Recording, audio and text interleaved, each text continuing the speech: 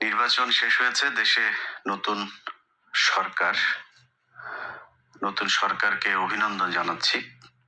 Vote চুরি করে হয়েছেন, নো ডাউট। এটা আপনারাও জানেন, বাংলাদেশের সব মানুষ জানে, সবাই দেখেছে কিভাবে কি হয়েছে।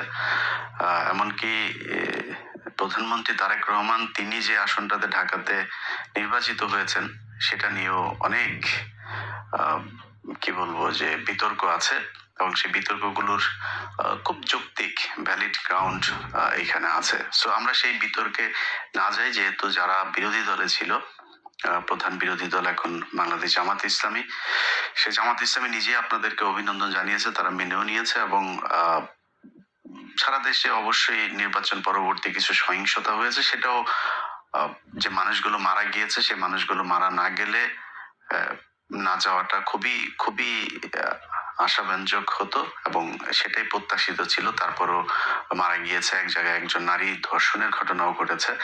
এইসব বিষয়গুলো নিয়ে আমাদের অবশ্যই উদ্বেগের ব্যাপার আছে। তারপরেও এখন মোটামুটি বলা চলে পরিস্থিতি কিছুটা শান্ত।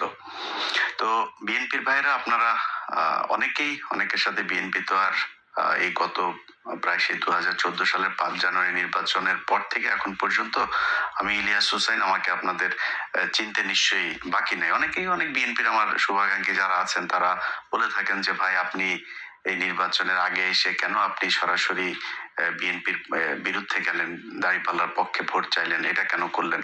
দেখেন ভাই, আপনাদেরকে আবারও বলে রাখি, 2031 সালে বাংলাদেশে আবার যখন নির্বাচন হবে, ওই নির্বাচনে আমি দাঁড়িপাল্লার পক্ষেই ভোট চাবো, এটা আপনাদের আগাম বলে রাখলাম।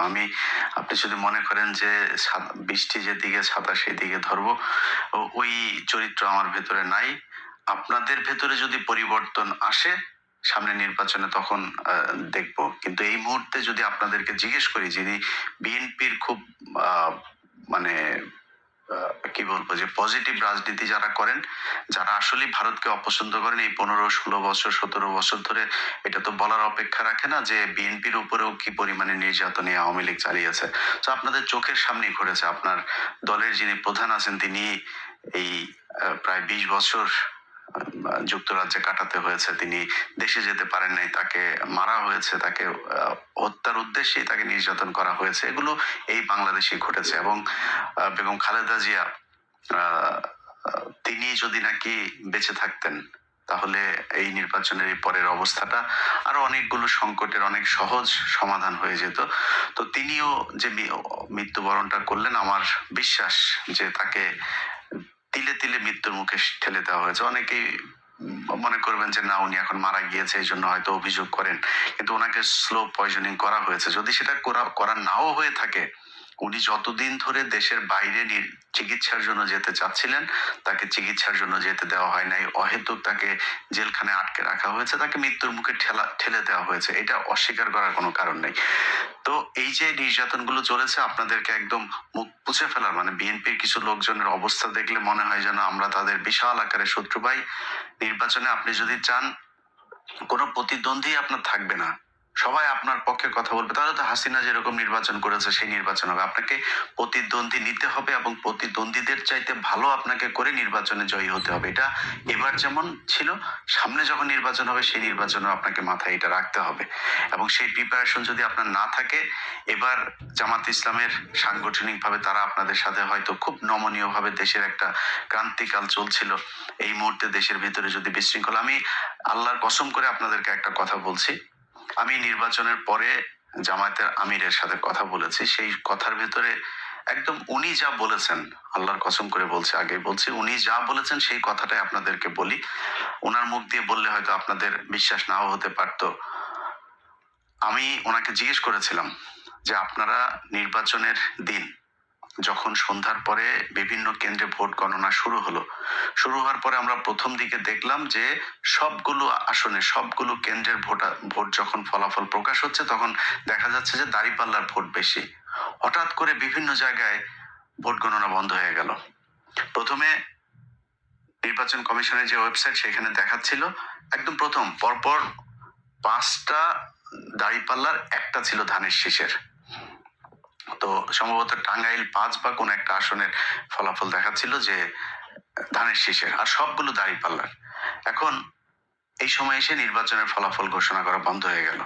তো বন্ধ হওয়ার পরে যখন কিনা আপনি করলেন, একসাথে কয়েকটা কেন্দ্রের কয়েক ঘন্টা পরে আপনি দিলেন, 2-3 ঘন্টা থেমে থেকে তারপরে হঠাৎ করে একসাথে, যেমন তারেক রহমানের যে আসনটা খালেদুজ্জামান ভাই যেখানে দাঁড়িয়েছিল, খালেদুজ্জামান যখন কিনা সম্ভবত 17টা না কয়টা আসনের ফলাফল তারা একসাথে রিটার্নিং অফিসার আপনার সাইন করে দিয়ে দিয়েছেন, যে এটার আলাদা কোনো খবর নাই যে কোন কেন্দ্রে কতটুকু।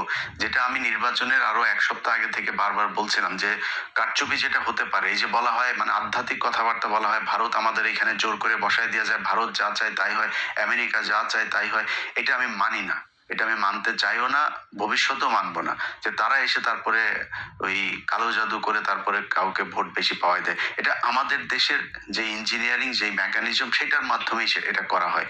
তো সেটা কিভাবে করা হয়, ধরেন আপনি ফলাফল ভোট হয়েছে এক রকমের, আর রিটার্নিং অফিসারের অফিসে যখন যায় তখন রিটার্নিং অফিসার ঘোষণা দেয় আরেক রকম।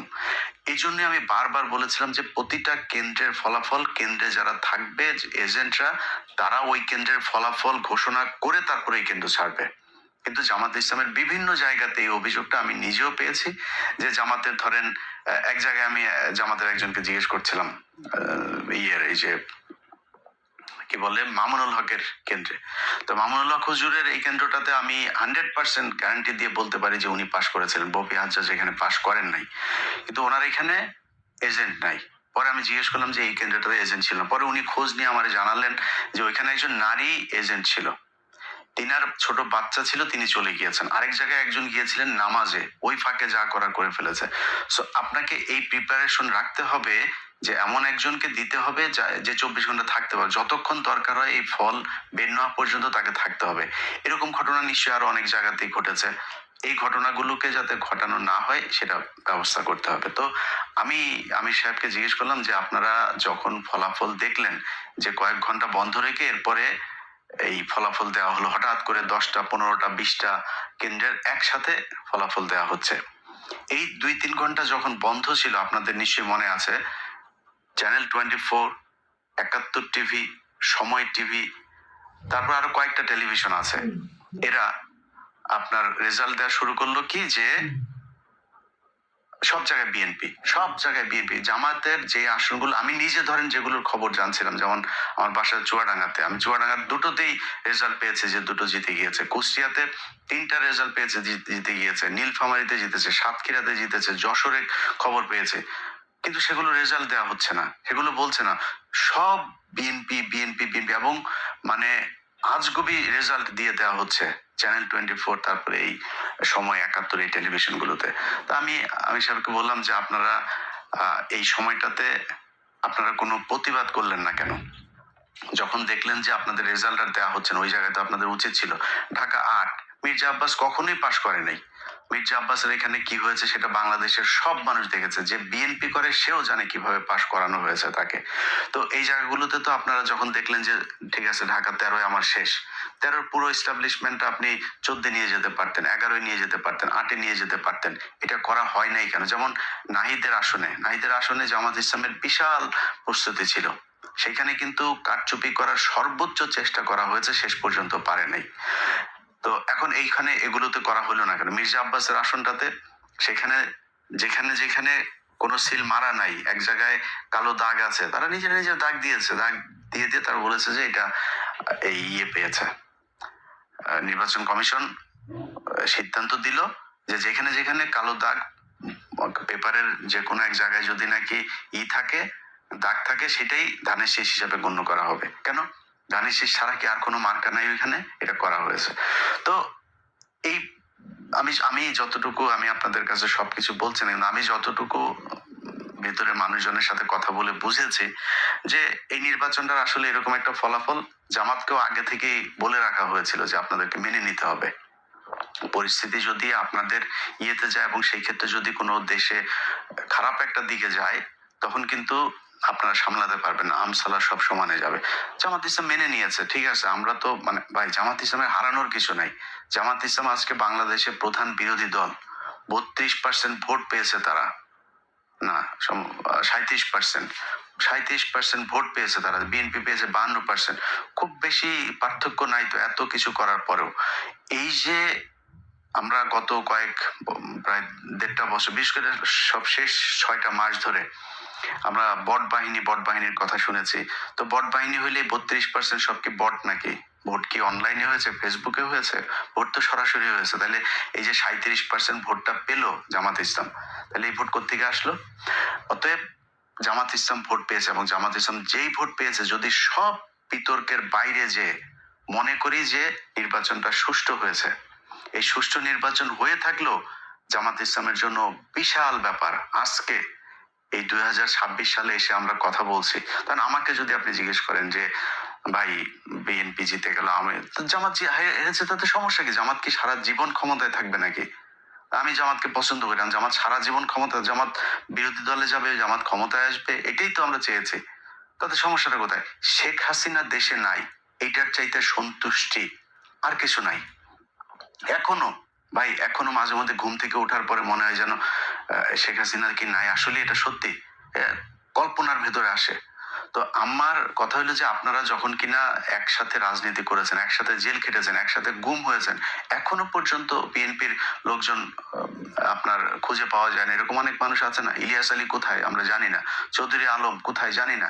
এরকম অনেক মানুষ আছে যাদেরকে খুঁজে পাওয়া যায় না। এই যে যিনি এমপি নির্বাচন করেছেন তুলি, তিনার ভাই জানে না এখনো সে কোথায় আছে। এই যে গুমগুলো হয়েছে, খুনগুলো হয়েছে, খিলগাঁয়ের জনি, তার বুকের মধ্যে 10টা না 12টা গুলি করা হয়েছে, মৃত্যুর পরেও তার বুকে গুলি করা হয়েছে। এগুলো কি ভাই অনেকদিন আগের কথা নাকি? মাত্র এই 2-3 বছর আগের মধ্যে এর মধ্যে সবকিছু ঘটেছে। আজকে আপনারা কোথায় থাকতেন? সেই জামাত ইসলাম আজকে প্রধান বিরোধী দল, কথা বলতে পারে, তার একটা কর্মীর উপরে কোনো নির্যাতন হইলে সরাসরি যায় সে প্রতিবাদ করতে পারে, সে সেখানে যায় মানে প্রতিরোধ গড়ে তুলতে পারে। তো এটার চেয়ে বড় আর কি হইতে পারে? বিএনপি এখন ক্ষমতায়, ভাই স্বপ্ন দেখেছেন? এটা স্বপ্নেও কল্পনা করেছেন যে 2026 সালে তারেক রহমান প্রধানমন্ত্রী হবে? এখন কথা বলতে গেলে তো ভাই অনেক বড় বড় কথাবার্তা বলা যায়। আমরা এই কথাবার্তা নিয়ে যদি তর্ক করতে চান, তর্ক করে পারবেন না। আমরা ওই যে 10 ডিসেম্বর আমরা দেখি না ইয়েতে আপনার যে মিটিংটা হইলো আপনাদের, শেষ পর্যন্ত নিয়ে গরুর হাটের মধ্যে নিয়ে করতে দিতে চেয়েছিল, আপনার জনসভা করতে দিতে চেয়েছিল, মনে আছে সেটা? সারা দেশের মানুষ মানে একটা শ্বাসরুদ্ধকর পরিস্থিতির মধ্যে বসবাস করত। একটা ককটেল ফুটেছে, তাও অনেক দূরে, সেই কাকরাইল মোড়ে না কোথায়। আপনার মহাসচিব পরবর্তী কর্মসূচি ঘোষণা না করে দৌড় দিয়েছিল, আবার ফের স্টেজে উঠে এসে এরপরে কর্মসূচি ঘোষণা করে তাড়াতাড়ি দৌড়। এটি তো আপনারা ভাই খালেদা জিয়ার বাসার সামনে বালুর ট্রাক সরাইতে পারেন নাই 1.5 বছর। এটাই তো আপনারা।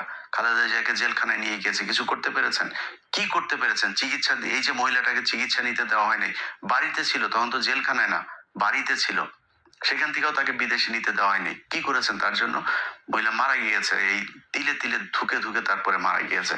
সো এত বড় কথাবার্তা বলে লাভ নেই। এই দেশে আপনি রাজনীতি করবেন, বিরোধী দলে যাবেন, আবার ক্ষমতায় আসবেন, সরকারি দলে থাকবেন, বিরোধী দল আপনারা অনেকভাবে জ্বালাবে, সব ঠিক আছে, এটা পার্ট অফ পলিটিক্স। কিন্তু আওয়ামী লীগ যদি ক্ষমতায় আসে, আওয়ামী লীগ যখন আপনার বিরোধী দল বা আপনি বিরোধী দল আর আওয়ামী লীগ সরকারি দলে থাকে, ওই সময় পরিস্থিতি কি হয় সেটা আপনারা এই গত 15 বছরে দেখেছেন। অতএব এইটুকু দিয়েই চিন্তা করেন। আজকে সারা দেশে বিভিন্ন জায়গায় আমরা দেখছি যে করা হচ্ছে, কি বলে, ওই যে আওয়ামী লীগের পার্টি অফিস গুলো আপনারা খুলে দিচ্ছেন। এই যে পার্টি অফিস গুলো খুলে দিচ্ছেন না, এটা যদি মনে করেন এই আমাদের এই বুকের ভেতরে না এটাতে ব্যথা হয়। এই যখন দেখি যে আওয়ামী লীগের পার্টি অফিস, আজকে সকালে আমি যখন এই ভিডিও রেকর্ড করছি, তখন বাংলাদেশ সময় সকালবেলা দেখলাম যে মাদারীপুরের ওই দিকের কোন এক এমপি সহ, এক নারী এমপি সহ আরো 3 জনের জামিন হয়েছে। কোন গ্রাউন্ডে জামিন হলো? কিভাবে জামিন হইলো? এগুলো যদি মনে করেন যে আওয়ামী লীগ আপনার জন্য বেটার অপোজিশন, এই 17 বছরের শিক্ষা না হইলে তো আর কিছু বলার নাই। যদি শিক্ষা হয়ে থাকে তাহলে এগুলো থামায়। আওয়ামী লীগ বাংলাদেশে রাজনীতি করতে দিবেন, কোনো সমস্যা নেই, রাজনীতি যে মনে চায় করুক। আওয়ামী লীগ কি করেছে, কিভাবে দেশ চালিয়েছে বাংলাদেশের মানুষ দেখেছে। মানুষ যদি তারা ভোট দেয়, করতে দেন, কিন্তু বিচার